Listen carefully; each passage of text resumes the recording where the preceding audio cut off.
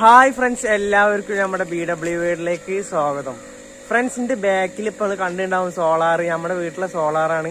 ഇന്നത്തെ നമ്മുടെ വ്ളോഗിൽ നമ്മൾ സോളാർ എങ്ങനെ കഴുകുക എന്നുള്ളതൊക്കെ കാണിച്ചു തരാൻ പോവാണ്. സോളാർ ഇതുപോലെ ഒരുപാട് സ്ഥലത്ത് ഉണ്ടാവും. അപ്പൊ അതൊക്കെ എങ്ങനെ കഴുകുക എന്ന് അറിയാത്തവരും ഉണ്ടാവും. അപ്പൊ അതിന്റെ നേരായ മാർഗത്തിലൂടെ അത് എങ്ങനെ കഴുകുക എന്നുള്ളത് നമുക്ക് കാണാം. അപ്പോൾ ഞാൻ ഈ കൂടുതലും പറഞ്ഞു കേൾപ്പിക്കുന്നില്ല, നമുക്ക് നേരെ വ്ളോഗിലോട്ട് പോവാം. അതിന്റെ മുമ്പ് നമ്മുടെ ചാനൽ സബ്സ്ക്രൈബ് ചെയ്യാതെ ആരെങ്കിലും കാണുന്നുണ്ടെങ്കിൽ വേഗം സബ്സ്ക്രൈബ് ചെയ്ത് തുടർന്നോളി. അപ്പൊ നമുക്ക് നേരെ വ്ളോഗിലോട്ട് പോവാം.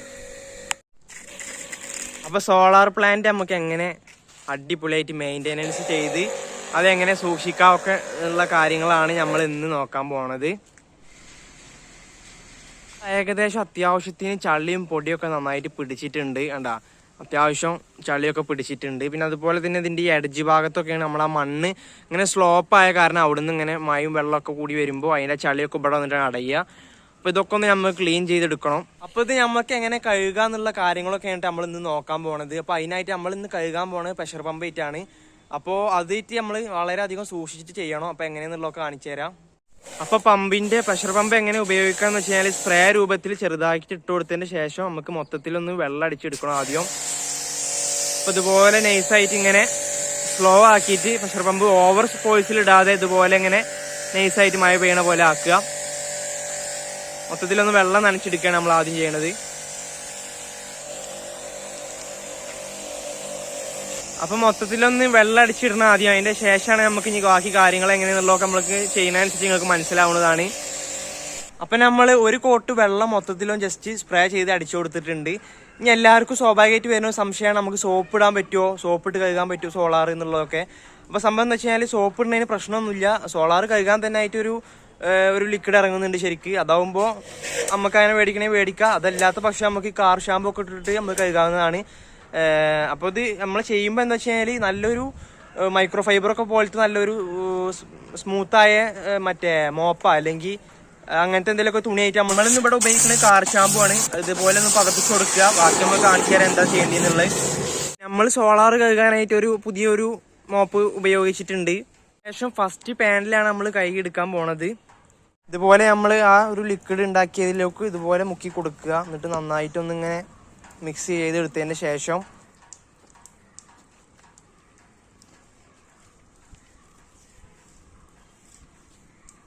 ഫസ്റ്റ് പാനിൽ നമ്മൾ ഇതുപോലെ നല്ല സോപ്പൊക്കെ ഇട്ടിട്ട് ഇതുപോലെ അങ്ങനെ തുടച്ചെടുത്തിട്ടുണ്ട്. നൈസായി തുടച്ചാൽ മതി, അധികം പ്രഷർ കൊടുക്കാതെ.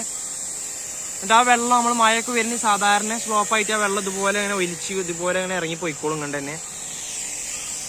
അപ്പം നമ്മൾ ഫസ്റ്റ് പാനൽ കഴിഞ്ഞിട്ടുണ്ട്. ഇനി അടുത്ത രണ്ടാമത്തെ പാനലും കഴുകുകയാണ്. അതിന് ശേഷം ഇതുപോലെ നമ്മൾ നേരത്തെ ചെയ്ത അതേ മെത്തേഡ് തന്നെ അധികം ഇങ്ങനെ ഉറപ്പായിട്ട് ഇങ്ങനെ ഉരക്കേണ്ട ആവശ്യമൊന്നുമില്ല. നമ്മൾ നൈസായിട്ട് ഇങ്ങനെ ഉരച്ചു കൊടുത്താൽ മതി. പതുക്കെ റബ്ബ് ചെയ്ത് കൊടുക്കുക. ഓരോ പാനലും അങ്ങനെ കഴുകിയെടുക്കുക. അവിടുന്ന് വെള്ളം ഒഴിച്ചതിന് ശേഷം സ്ലോപ്പായ കാരണം പാനലിൻ്റെ ഇവിടെ ഇങ്ങനെ ചളി കെട്ടിക്കെടുക്കും. ഈ ഒരു ചളിയാണ് നമുക്ക് മെയിനായിട്ട് കളയേണ്ടത്. ഇവിടെ നമുക്ക് സോളാറിൻ്റെ ഇവിടെ ചളി കെട്ടിക്കിടുന്നാലാണ് ഇവിടെ നമ്മുടെ പ്രൊഡക്ഷനൊക്കെ ബാധിക്കുന്നത്. പക്ഷികളെ കാഷ്ടവും കാര്യങ്ങളൊക്കെ ഉണ്ട്. അപ്പം അതൊക്കെ ഒന്ന് നമുക്ക് ഇതിൻ്റെ കൂടെ തന്നെ ക്ലീൻ ചെയ്തെടുക്കണം. ഫ്രണ്ട്സ്, അപ്പം നമ്മുടെ കഴുകൽ കഴിഞ്ഞ ഭാഗമാണ് ഇപ്പം നിങ്ങൾ ഈ കണ്ടുകൊണ്ടിരിക്കുന്നത്. അത്യാവശ്യം നന്നായിട്ട് ഫുള്ളായിട്ട് തന്നെ ഫുൾ ക്ലീൻ ആയിട്ടുണ്ട്. കണ്ട ശരിക്കും ഇപ്പം നിങ്ങൾ ഈ അടിച്ചൊക്കെ ഞാൻ നേരത്തെ കാണിച്ചെന്നില്ലേ, ഫുള്ള് ചളിയായിരുന്നു ആദ്യം ഉണ്ടായിരുന്നത്. ഇപ്പം അത് മൊത്തത്തിൽ ഫുൾ സെറ്റായിട്ടുണ്ട്.